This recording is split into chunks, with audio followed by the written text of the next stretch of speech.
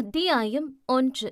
அந்த நள்ளிரவு நேரம் சடசடவென்று அடைமழை வெளுத்து வாங்கியது. அதற்கிடையே பார்த்தவரை பயம் கொள்ள வைக்கும் இடியும் மின்னலும் இரக்கமில்லாமல் தாராளமாய் கொட்டி தீர்த்தது. இப்படிப்பட்ட சூராதி சூரனாக இருந்தாலும் அந்த மிரட்டும் இடியைக் கண்டு பயந்திருக்க கூடும். ஆனால் அப்படிப்பட்ட நிலையிலும் 11 வயதிலிருந்த பருவக்கிளி பெண் ஒருத்தி மொத்தமாய் நனைந்தபடி கார் இருளில் கால் போன போக்கில் நடந்து சென்றாள் அந்த கொட்டும் மழைக்கு நடுவே.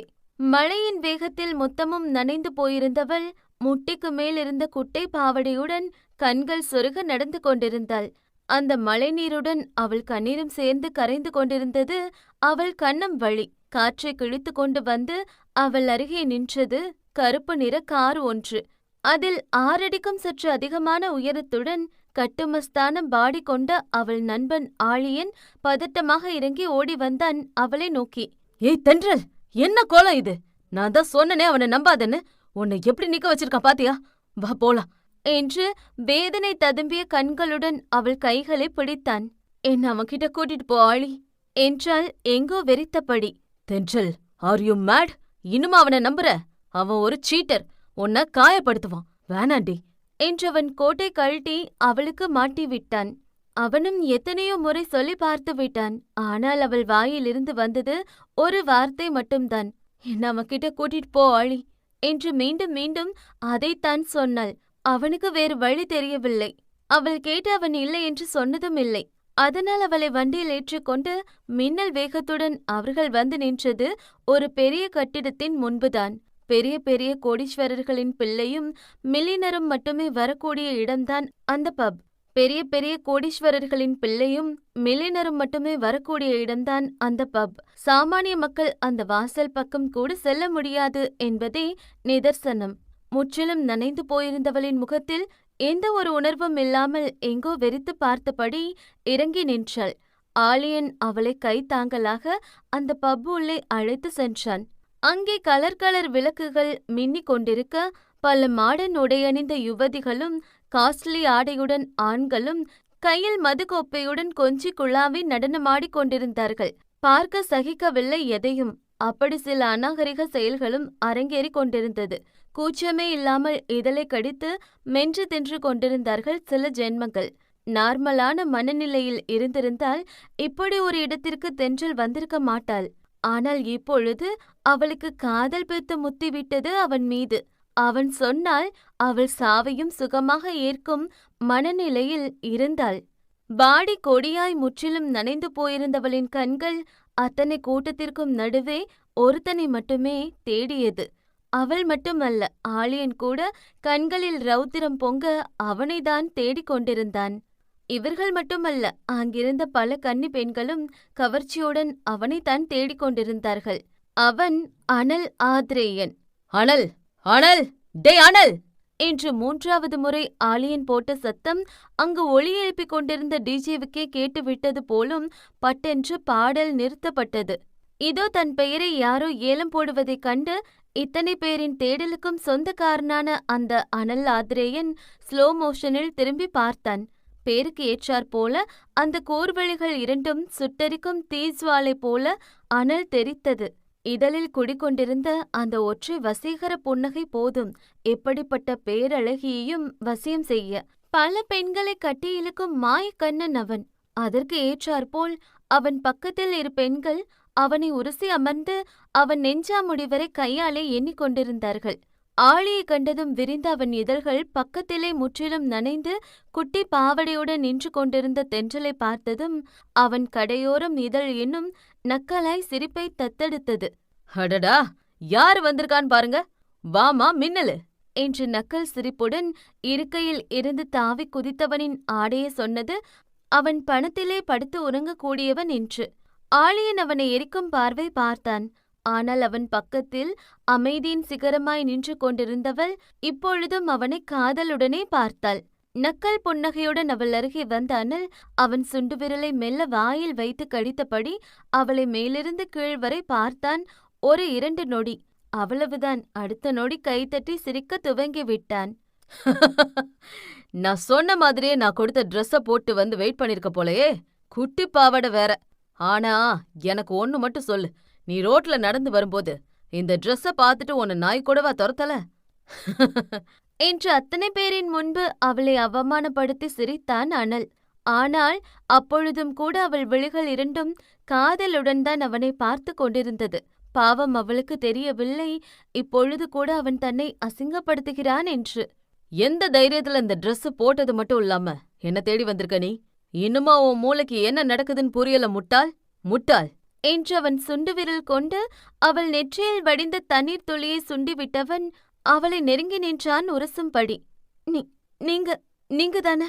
உங்களை நான் காதலிக்கிறது உண்மைனா இந்த ட்ரெஸ் இந்த ட்ரெஸ் போட்டுட்டு வர சொன்னீங்க என்று நடுங்கும் குரலில் திக்கி திக்கி வந்தது அவள் வார்த்தைகள்.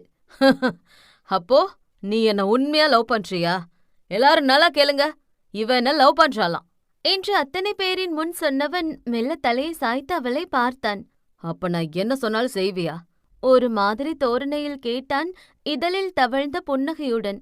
நீங்க என்ன சொன்னாலும் செய்யற, ஆனா என்ன லவ் பண்ணலன்னு மட்டும் சொல்லிடாதீங்க ப்ளீஸ் என்று அவன் காலில் விழுந்தாள் தென்றல். அதை பார்த்து பதறிப்போன ஆழியன் அவளை தூக்கி நிறுத்தினான். என்ன பண்ற தென்றல்? போய் இந்த பொறுக்கி கால்ல விழுற? உன் காதலுக்கு இவன் தகுதியே இல்லாதவன். சொன்னா கேளு, வா போகலாம் என்று அனலை கோபமாக முறைத்தபடி அவளுக்கு எடுத்து சொல்லி பார்த்தான் ஆழி. சிரித்து கொண்டிருந்த அனல் முகம் மாறியது. அவன் மூளை வில்லத்தனமாக யோசித்தது. நான் என்ன சொன்னாலும் செய்வியா? வார்த்தை தென்றலிடம் இருந்தாலும் அவன் பார்வை ஆழியனிடம் இருந்தது. அவள் வசியம் செய்யப்பட்டவள் போல நாலா பக்கமும் தலையாட்டினாள். அனல் பார்வை ஈரம் படிந்த அவளின் நீளமான கூந்தல் மீது படிந்தது. நீ என்ன லவ் பண்றது உண்மைன்னா ஓ முடியால என் ஷூவத்தோட இப்பவே என்றான் இலக்காரமாக இதழ் வளைத்து. அத்தனை பேரும் சுற்றி நின்று வேடிக்கை பார்த்து கொண்டிருந்தார்கள். ஆழியன் அவள் கையை பிடித்தான். வேணா தென்றல், இவனை நம்பி இத பண்ணாத. இவன் நல்லவல்லடி, உன்னை வச்சு விளையாடிட்டு இருக்கான் என்று எவ்வளவோ கெஞ்சி பார்த்தான் ஆழி. ஆனால் அது எதுவும் அவள் செவிமடலை தீண்டி செல்லவில்லை. ஏதோ வசியம் செய்யப்பட்டவளைப் போல சற்றும் தன் மானம் எண்ணி கவலை கொள்ளாதவள் அனல் காலடியில் முட்டி போட்டு அமர்ந்தாள். கலங்கிய விழிகளுடன் அனலை நிமிர்ந்து பார்த்தவள் அவள் நீளமான முடியை முன்னால் எடுத்து அவன் ஷூவை துடைத்தாள். இங்கே தெரிந்தது அவள் காதலின் ஆழம் என்னவென்று. இவ்வளவு நேரம் கைதட்டி சிரித்துக் கொண்டிருந்த பலரும் தென்றல் செய்த காரியத்தைக் கண்டு சிரிப்பை தொலைத்து அதிர்ச்சியுற்றார்கள். தன் தோழி இத்தனை பேரின் முன் அவமானப்பட்டு அவனுக்கு அடிமை போல சேவை செய்வதை ஒரு நண்பனாக பார்க்க முடியவில்லை ஆழியாள். அவன் கண்கள் இரண்டும் அவளை எண்ணி கலங்கி போனது. பலரும் கவலையுடன் தான் இந்த காட்சியை பார்த்தார்கள். ஆனால் கலங்க வேண்டியவனோ இதழில் தவழ்ந்த வெற்றி புன்னகையுடன் ஒரு வில்ல புன்னகை சிந்தினான். அவன் சொன்னது போலவே அவள் முடியைக் கொண்டு அனல் ஷூவினை துடைத்து முடித்தவள் காதலுடன் எழுந்து நின்றாள் அவன் பதிலை எதிர்பார்த்து. பரவாயில்ல, அப்போ உண்மையாதான் லவ் பண்ற போல என்று தாடியை தடவி கொண்டவன் அவன் உடலை வளைத்து முறுக்கினான். ஆனா எந்த நம்பிக்கையில நான் உன்னை லவ் பண்ணுவேன்னு நினைச்ச நீ? உன் மூஞ்சிய இதுக்கு முன்னாடி கண்ணாடியில பாத்திருக்கியா? என் தகுதிக்கு கால் தூசிக்கு வருவியாடி நீ? கேவலம் என் வீட்டு வேலைக்காரி கூட உன்னை விட செக்ஸியா இருப்பா. என்னடி இருக்க உன்கிட்ட? எலும்பு குடுக்கு ட்ரெஸ் போட்ட மாதிரி. ஒன்டே எனக்கு காலிங் கலருக்கு கூட உனக்கு தகுதி கிடையாதுடி நாயே. நான் உன்னை லவ் பண்ணுவேன்னு ஆசை வேறப்பட்டியா? இப்போ இல்ல, எப்பவுமே ஒன்ன மாதிரி ஒருத்திய இந்த அனல் திரும்பி கூட பார்க்க மாட்டான். உன்னை வச்சு ஜஸ்ட் இவ்ளோ நாள் டைம் பாஸ் பண்ண. இனிமே நீ எனக்கு அதுக்கு கூட தேவையில்ல. என் முகத்திலே முழிக்காத, வெளியே போடி அருவருப்பானவளே என்று கொச்சை வார்த்தைகளால் அத்தனை பேரின் முன்பு சற்றும் இரக்கமில்லாமல் அவளை அசிங்கப்படுத்தினான் அனல். தலையில் இடி விழுந்தது போல இருந்தது தென்றலுக்கு. கண்களை கூட சிமிட்ட மறந்து வெற்று பார்வை பார்த்தவளின் கண்களிலிருந்து கண்ணீர் நிற்காமல் வடிந்தது. கதறி அழுக நினைத்தது அவள் மனம். ஆனால் முடியவில்லை. இத்தனை மாதங்களில் காதல் என்ற பெயரில் ஒரு நாயை விட கேவலமாக நடத்தியிருக்கிறான் அவளை. பல கொடுமைகள் செய்திருக்கிறான் அவளை. அத்தனையும் காதலுக்காக என்று பொறுத்து கொண்டவள் இன்று அனைத்துமே வேஷம். அவள் மொத்தமாக ஏமாற்றப்பட்டிருக்கிறாள் என்று தெரியும் பொழுது அழுகையை விட சிரிப்புதான் வந்தது வேதனையில். காதல் அவள் கண்ணை மறைத்து விட்டது. நிழலை நிஜமென்று எண்ணி ஏமாந்து விட்டாள். எத்தனை முட்டாளாக இருந்துவிட்டோம் என்று நினைக்கும் பொழுது அவளையே அவளுக்கு பிடிக்காமல் போனது. பொறுக்கி நாயே, இந்த பணம் இருக்கிறதுனாலதான் இப்படி திமிர எடுத்து ஆணவத்தில் ஆடுற. எத்தனை பொண்ணுங்க வாழ்க்கைய கேள்விக்குறி ஆக்கியிருப்ப. ஆனா இப்ப சொல்றேன்டா, இதுக்கெல்லாம் ஒரு நாள் வருத்தப்படுவ. இந்த பகட்டு பணம் எதுவும் இல்லாம நடு தெருவுல நிப்ப. இத்தனை பொண்ணுங்க கண்ணீருக்கு காரணமான நீ இதே மாதிரி ஒரு பொண்ணோட காதலுக்காக பிச்சை ஏந்தி நிப்ப. இது நடக்கும் என்று தன் தோழியின் நிலை கண்டு பொறுக்க முடியாமல் கத்தினான் ஆழி. குபீரென்று சிரித்த அனலோ, தோடா இவர் பெரிய கண்ணகிக்கு டூப்பு பாரு. அப்படியே சொன்னதெல்லாம் பழிக்க. இந்த அனல எவனாலும் இல்ல அந்த எம்மனாலும் அசைக்க முடியாது. இன்னும் 5 நிமிஷம் இங்க நின்ன கழுத்தை பிடிச்சு வெளியே தள்ள சொல்லுவேன். கெட் அவுட் என்று கத்தினான். சண்டைக்கு தவி ஆழியின் கைகளை பிடித்து கொண்ட தென்றலோ வேண்டாம் என்று தலையாட்டியபடி அவனை அங்கிருந்து அழைத்து சென்றால் உயிரிருந்தும் பிணம் போல. அங்கிருந்து மறையும் முன் கடைசி முறை அவனை திரும்பி பார்த்தவள் கத்தவில்லை, கதறவில்லை. இதழில் ஒரு விரக்தி புன்னகையுடன் கடைசி சொட்டு கண்ணீர் துளி அவள் கன்னம் தொட்டு தெரித்தது வலியுடன். அந்த பார்வை சொன்னது அவள் பட்ட வலியின் அளவை. அந்த அரக்கன் அறிந்திருக்கவில்லை பெண்கள் வாய்விட்டு சொல்லும் சாபத்தை விட அந்த கண்ணீருக்கு பலம் அதிகம் என்று. பார்ப்போம், இரக்கம் என்பதற்கு அர்த்தம் கூட அறியாத அந்த அரக்கனுக்கு அதற்கான தண்டனை கிட்டுமா என்பதை. அத்தியாயம் 2. சுட்டெரிக்கும் இந்த சித்திரை வெயிலில் காற்றை கிழிக்கும் வேகத்தில் சென்றது ஒரு ரோல்ஸ் ராய்ஸ் கார். அந்த காரின் வேகத்தால் அந்த தெருவோரம் நடந்து சென்ற பெரியவரின் குடை அவர் கட்டுப்பாட்டை தாண்டி பறந்து சென்றது. குட்டை பாவடை அணிந்து சென்ற பல குழந்தைகளின் பாவடை அப்படியே மேலாக தூக்கிக் கொண்டது. காய்கறி வாங்க வந்த அங்கிளின் லுங்கிகள் பரிதவிப்பாய் அவிழ்ந்து விழும் அளவுக்கு இருந்தது அந்த காரின் வேகம்.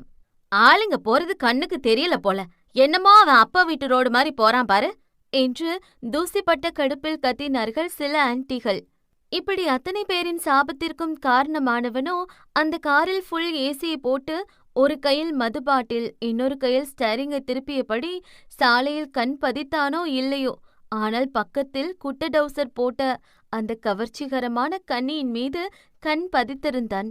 உதட்டில் லிப்ஸ்டிக் முழுவதையும் எடுத்து பூசி முகத்தில் 3/4 கிலோ மேக்கப் போட்டு கழுத்தை தொடும் 4 முடியையும் கலரிங் என்ற பெயரில் நாசம் செய்து வைத்திருந்தவள் அழகில் மயங்கினானோ இல்லையோ, ஆனால் அவளின் கழுத்திற்கு கீழ் மேலோங்கி இருந்த கவர்ச்சிக்கு மயங்கி கிடந்தான் அனல் ஆத்ரேயன்.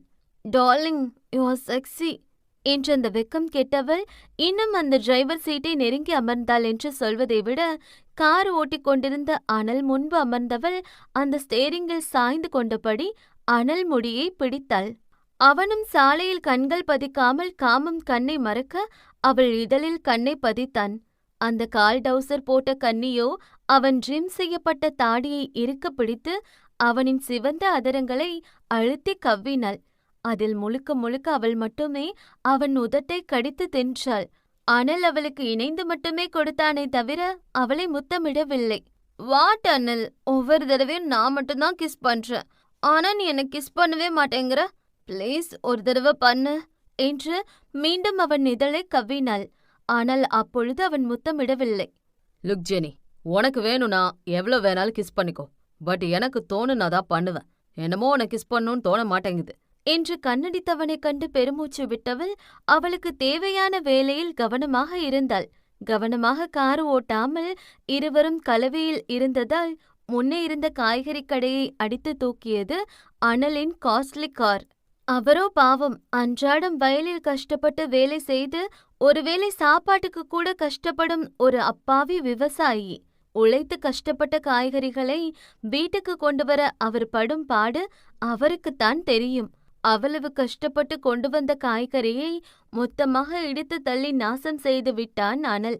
அதில் மனம் பொறுக்காதவர் ஒரு கோபத்தில் அங்கிருந்த எடைக்கல்லை வீசி அடித்து, டே கண்ணு தெரியாத கபோதி என்று கத்திவிட்டார்.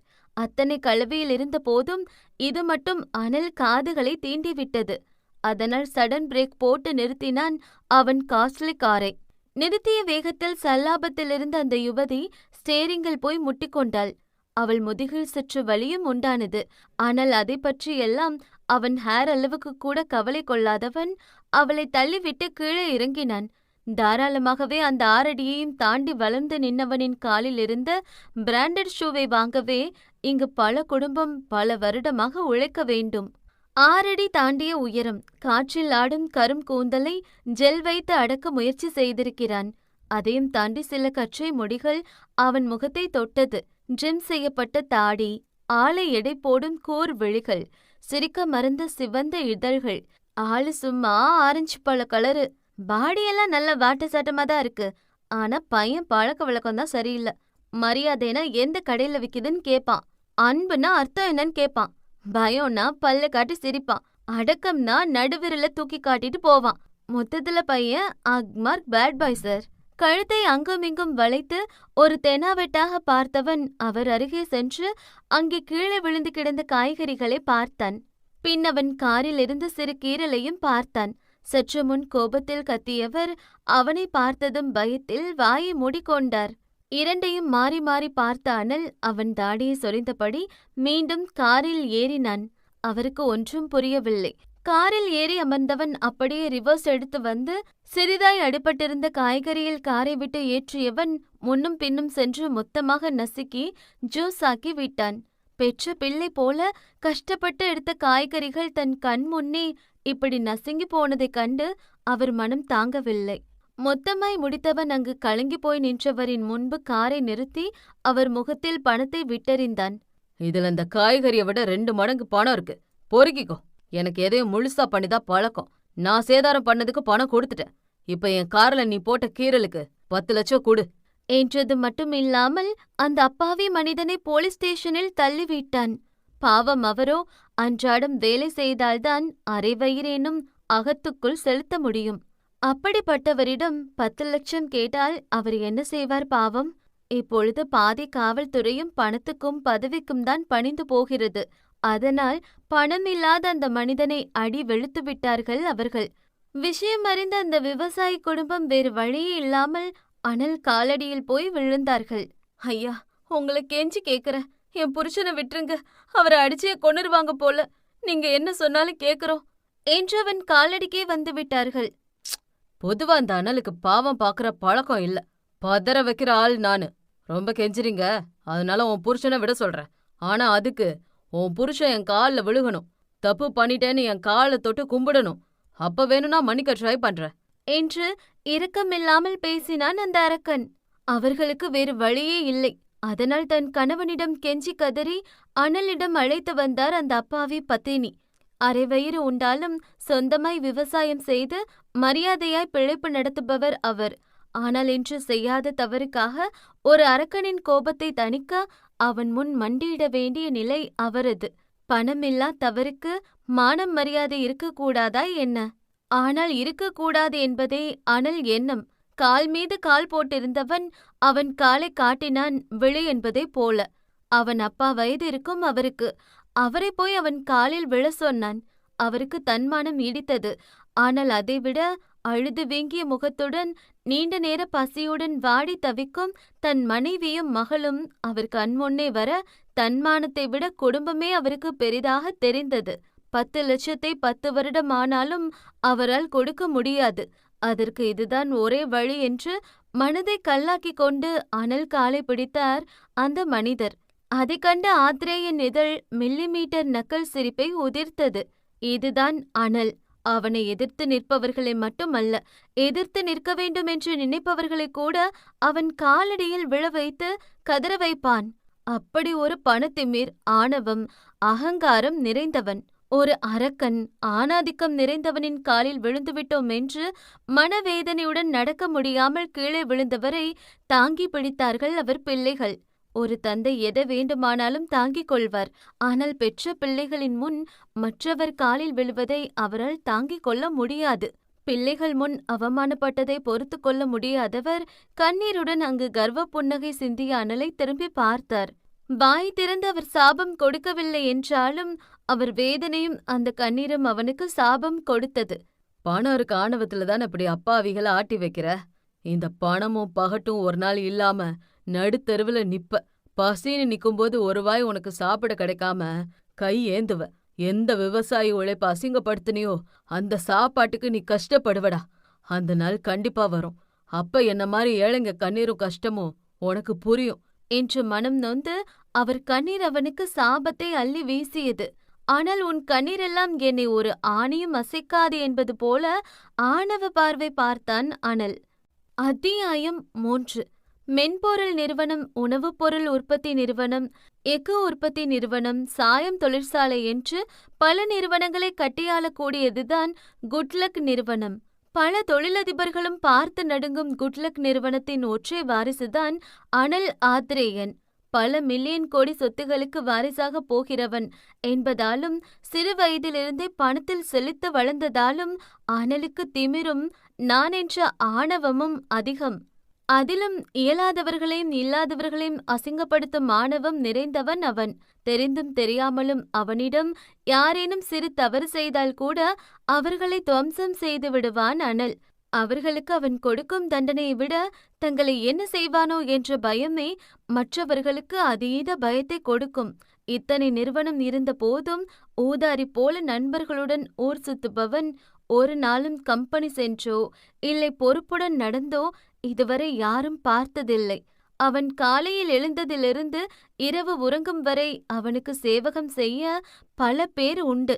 இப்படி தங்க தட்டில் வாழ்ந்தவனுக்கு கஷ்டத்தின் ஸ்பெல்லிங் கூட தெரியாது. ஆனால் மற்றவரை கஷ்டப்படுத்தவும் காயப்படுத்துவதும் அவனுக்கு கைவந்த கலை. பல ஏக்கர் நிலப்பரப்புகளை தன்னுடன் அடக்கி தங்கத்தால் செதுக்கியது போல இருந்தது அந்த பிரம்மாண்டமான வீடு. கண்ணாடிகளால் செதுக்கிய ஆடம்பரம் நிறைந்த அறைக்குள் ஏசி லண்டனில் இருப்பது போல ஜில்லென்று இருக்க, அத்தனை குளிரிலும் உடம்பில் ஒட்டு துணி இல்லாது ஒரு பெண்ணுடன் சல்லாபத்தில் இருந்தான் அனல். ஷா, வலிக்குது. நீ எப்பவுமே இப்படித்தான் அனல், ஃபோர்ஸ்ஃபுல்லா நடந்துப்ப. ஆனாலும் அதுதான் உன்கிட்ட பிடிச்சது. ஹா என்றவன் வேகத்துக்கு ஈடு கொடுக்க முடியாமல் கத்திக் கொண்டிருந்தாள் பிறந்த மேனியாக இருந்த பெண்ணொருத்தி. ஹா, போதும், வலிக்குது அனல், ஸ்டாப் என்று ஒரு கட்டத்துக்கு மேல் தாங்க முடியாமல் கத்தினாள். முடியலனா அப்புறம் என்ன கூந்தலுக்கடி காதல் கருமாதுன்னு என் பின்னாடி சுத்தின? என்ன லவ் பண்றல்ல, அப்ப பொறுத்துக்கோ என்று அவனின் மொத்த வேகத்தையும் கலவியலில் காட்டும் முன் அதற்கு மேல் தாங்க முடியாமல் அவனை தள்ளிவிட்டு அங்கே சிதறி கிடந்த ஆடைகளை எடுத்துக்கொண்டு சற்று தள்ளி போய் நின்றாள் மான்சி. சில வாரங்களாக அவர்கள் கம்பெனியில் வேலை செய்யும் மான்சிக்கு அனல் மீது ஒன் சைட் லவ். அதுவும் அவன் அழகை கண்டு மட்டுமல்ல, அவன் அந்தஸ்தையும் பார்த்து வந்த காதல் அது. அதை மறைக்காமல் அனலிடமும் சொல்லிவிட்டாள். அவள் மட்டுமல்ல, பல பெண்களுக்கு அனல் மீதும் அவன் பணம் மீதும் அவன் கட்டுமஸ்தான பாடி கண்டும் காதல் மட்டுமல்ல, மோகமும் எட்டி பார்க்கும். சில பெண்கள் வெளிப்படையாக சொல்லிவிடுவார்கள். சிலர் பயந்து தயங்கி கடைசி வரை அவன் அருகில் கூட வராமல் விலகியே நிற்பார்கள். சொல்லும் பெண்களுடன் அவன் கட்டில் வரை செல்வதும் சாதாரணம். அவள் கேடியாக இருக்கலாம், ஆனால் அவளை விட அவன் எவ்வளவு பெரிய கேடி என்பதை அறியவில்லை அவள். அவள் காதலை சொன்னதும் அனல் சொன்ன முதல் விஷயம் இதுதான். எனக்கு காதலியா வர நிறைய கண்டிஷன் இருக்கு. அதுக்கு நான் என்ன சொன்னாலும் கேட்கணும். நான் என்ன பண்ணாலும் பொறுத்துக்கணும். நான் சொல்றத மட்டும்தான் நீ செய்யணும். அதை மீறினா அடுத்த நிமிஷம் என்னை விட்டு போயிடணும் என்று அவன் போட்ட ரூல்ஸின் விபரீதம் அறியாமல் காசை பார்த்து வாயை பிளந்து விட்டாள் அவள். அவ்வளவுதான். அன்றே அவளை ரூமுக்கு அழைத்தவன் மொத்த வேகத்தையும் காட்டி அவளை கதற வைத்து விட்டான். ஒரு வாரம் அவனிடம் தாக்கு பிடித்தவளால் இதற்கு மேல் முடியவில்லை. சிதறி கிடந்த உடைகளை சுருட்டி கொண்டு ஒன்று போய் நின்றவள் சற்று மிரட்சியுடன் அனலை பார்த்தாள். அவனோ கொஞ்சம் கூட கூச்சம் கொள்ளாமல் பிறந்த மேனியாகவே எழுந்து நின்றவன் டேபிள் மீதிருந்த சிகரெட்டை எடுத்து பற்ற வைத்து அவளை நெருங்கி வந்தான். அவளுக்கு உடல் பயத்தில் நடுங்கியது. நான் சொன்ன ரூல்ஸ் நீ மீறிட்ட. அதனால உனக்கு என் காதலியா இருக்க தகுதி இல்ல. சோ கெட் அவுட் என்றான் அந்த சிகரெட் புகையை அவள் முகத்தில் ஊதிவிட்டபடி. அவன் ஆணவம் நிறைந்த கண்களில் சற்றும் இரக்கம் என்ற கதவு திறக்கவே திறக்காது போலும். அவள் பணத்துக்கு ஆசைப்பட்டது உண்மைதான். ஆனால் அதற்காக அவள் கண்ணியத்தை அல்லவா அவனிடம் பறிகொடுத்து விட்டாள். ஒரு முறை இருமுறை அல்ல, கிட்டத்தட்ட பல முறை அவனிடம் கலவியில் ஈடுபட்டு விட்டாள். முதல் முறையே அவன் வேகம் தாங்காமல் அவள் ஹாஸ்பிட்டல் வரை சென்றதெல்லாம் வேறு கதை. இவ்வளவு நடந்து முடிந்த பின் வேண்டாம் என்றால் அவளால் எப்படி ஏற்க முடியும்?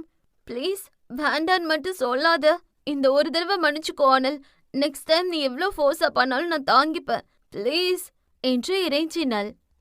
நான் தான் சொன்னனே, ரூல்ஸ் மீறினா நீ போயிடணும். இந்த அனல் அகராதியில செகண்ட் சான்ஸ் கிடையாது.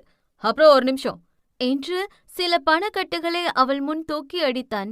பாவம், அவள் கண்கள் கலங்கி போனது. உறைந்து போய் நின்றாள். ப்ளீஸ், என்ன மன்னிச்சுக்கோ என்று அவன் கால்களில் விழுந்தாள். கதறி அழுதாள். அவன் கொஞ்சமாவது மனம் இறங்கிவிட மாட்டானா என்று துடித்தாள். அழுது கரைந்தாள். இதையே உன்னால தாங்க முடியலையே. என்ன கல்யாணம் பண்ணா ஒவ்வொரு நிமிஷமும் என் கூட செக்ஸ் பண்ணணும்னு கேப்ப. அப்ப என்னடி பண்ணுவ? நீ எல்லாம் 2 நாள் எனக்கு தாங்க மாட்ட. பணத்தை எடுத்துட்டு வெளியில போடி என்று ஆணவத்தில் பேசியவன் அங்கு சிதறி கிடந்த ஷார்ட்ஸ் எடுத்து மாட்டினான். கலங்கிய கண்களை துடைத்து கொண்டவள் அந்த பணத்தையும் அனலையும் மாறி மாறி பார்த்தாள். அப்படி ஒரு வலி அவள் கண்களில். பணத்தை கொடுத்து அவளை காயப்படுத்தி விட்டான் அந்த இரக்கம் இல்லாதவன். உன்கிட்ட 2 நாள் இல்ல, 2 நிமிஷம் கூட எவளும் பொண்டாட்டியா வாழ மாட்டா. பணம் இருக்குன்னு தானே இந்த திமிர். பொண்ணுங்க உனக்கு கிள்ளுக்கீரையா? இல்ல நீ நினைக்கிற நேரம் உனக்கு செக்ஸ் பொருளா பயன்படுத்துற பொம்மையா?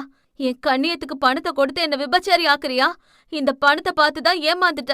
ஆடு, உன் அழிவு வெகு தூரம் இல்ல என்று கண்களை துடைத்து கொண்டபடி அவள் வெளியே ஓடிவர மொத்த குடும்பமும் ஹாலில் அமர்ந்து இதை காட்சிய பொருளாக மட்டும் பார்த்து கொண்டிருந்தது. அவர்களால் பார்க்க மட்டுமே முடியும். அவனை யாரும் கேள்வி கேட்கவும் முடியாது.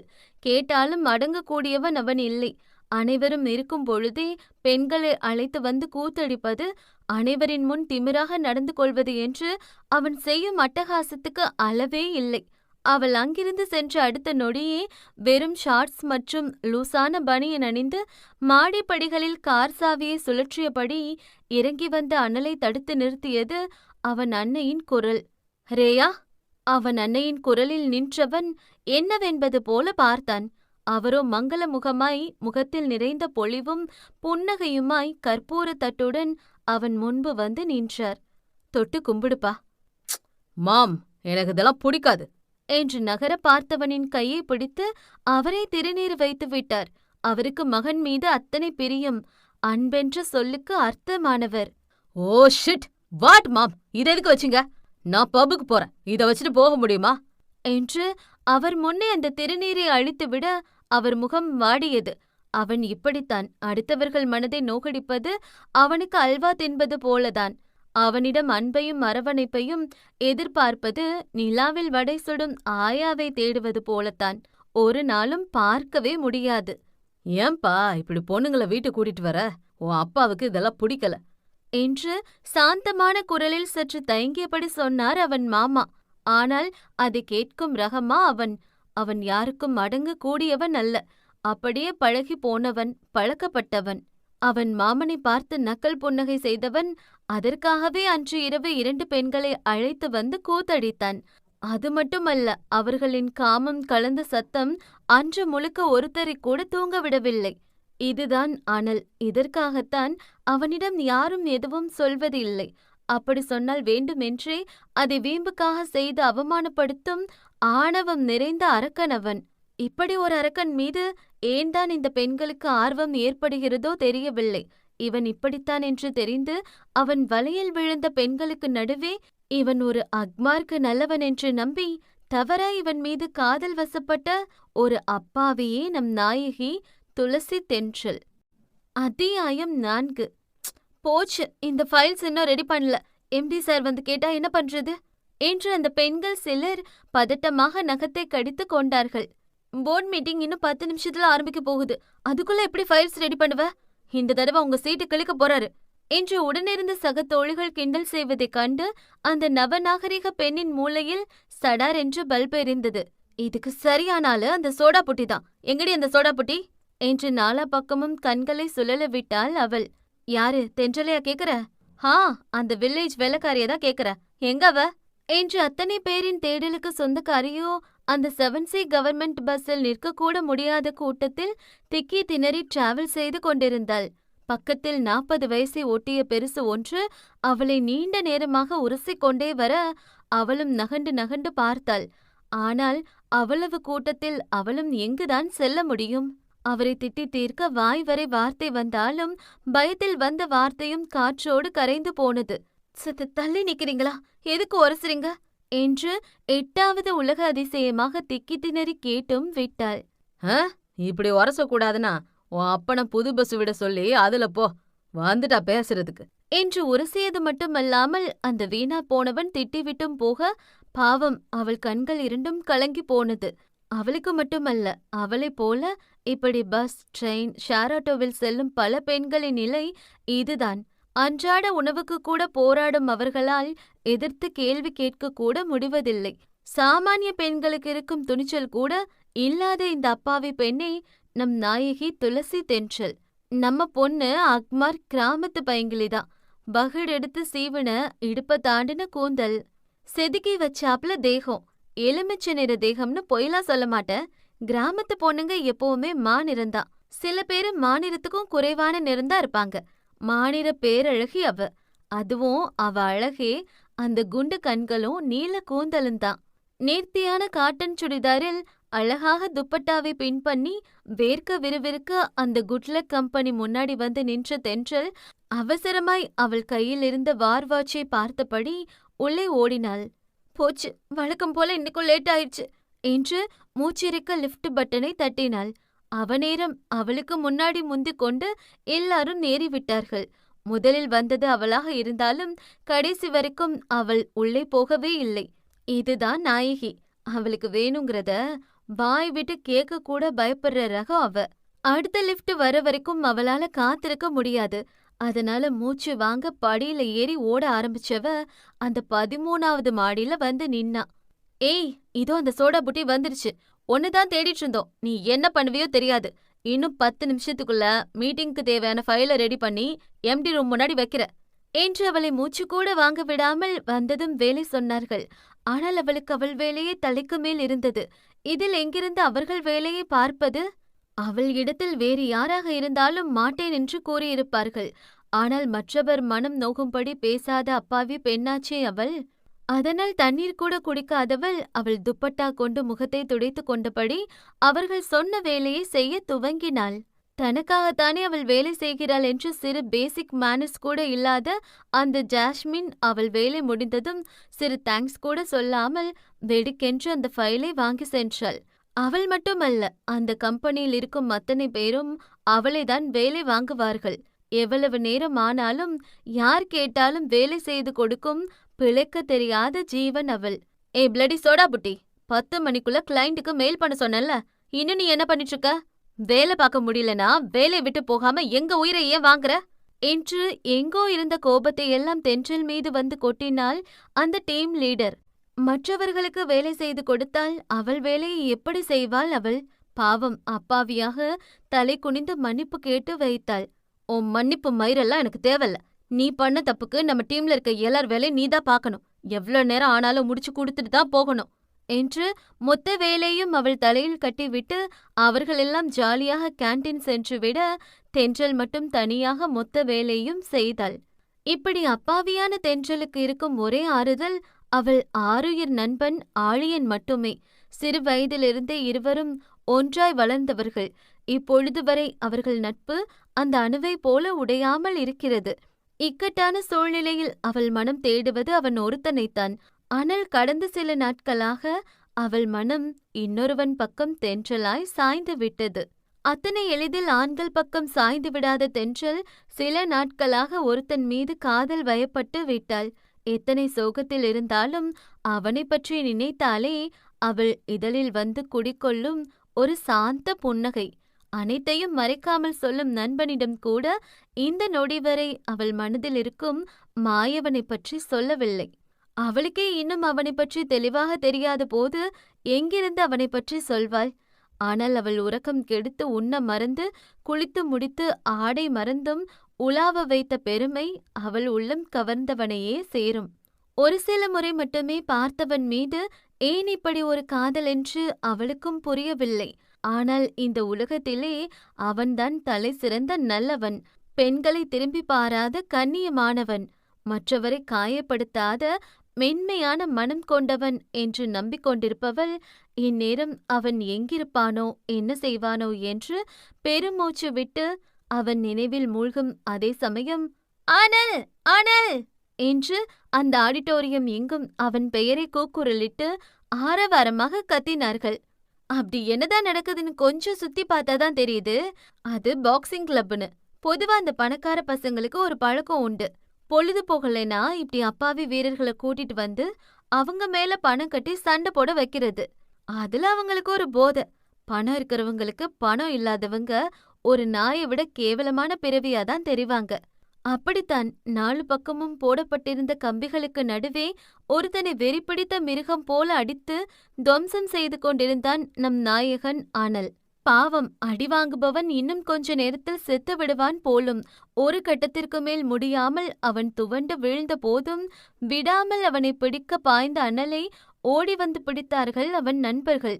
என்னமோ 4 கம்பிக்குள்ள வந்தா என்ன கண்டா ஆக்கிருவேன் சொன்னியாமே, வாடா மயிரே, வந்து கழட்டுடா என்று வெறிகொண்டு அடிக்க சென்றவனை 10 பேர் சேர்ந்த போதும் பிடிக்க முடியவில்லை. ஏதோ கர்ஜிக்கும் சிங்கம் போல இருந்தது அவன் உருமல். என்ன அழிக்கணும்னு நினைக்கிற மூளைய கூட அழிப்பான் அந்த அனல். உன் ஆளை பார்த்ததுக்கே என்ன கொல்லுவேன்னு சொன்னியா? இன்னைக்கு நைட் அவ என் கூட தான் இருப்பா. என்ன பண்ண முடியுமோ பண்ணுடா என்று கர்ஜித்தவன் பக்கத்தில் மாடன் உடையில் மல்கோவா போல் நின்று கொண்டிருந்த பெண்ணை பிடித்திழுத்து அவளை கட்டி அணைத்தவன் அவளை இடையோடு இறுக்கி அணைத்தபடி அழைத்து செல்ல, அந்த பெண்ணும் காதலனை கழட்டிவிட்டு அனல் அழகைக் கண்டு அவன் பின்னே மந்திரிக்கப்பட்டவளைப் போல சென்றாள். இவையெல்லாம் சற்று தொலைவில் இருந்து பார்த்து கொண்டிருந்த அந்த 6 அடி ஆண்மகன் ஆழியின் முகம் அஷ்ட கோணலாக விரிந்தது. இவனை விட கேவலமான ஒருத்தனை இதுக்கு முன்னாடி நான் பார்த்ததே இல்ல. எதுக்குத்தான் அப்படி கேவலமானவனை தேடி தேடி பொண்ணுங்க விடுறாங்களோ தெரியல. பாவம், எந்த ஒரு அப்பாவை பொண்ணும் இவன்கிட்ட சிக்கிரக்கூடாது என்று வேண்டிக் கொண்டவனுக்கு தெரியவில்லை, தன் ஆருயிர் தோழிதான் அவனிடம் சிக்கி சீரழிய போகும் அப்பாவி அழகி என்று.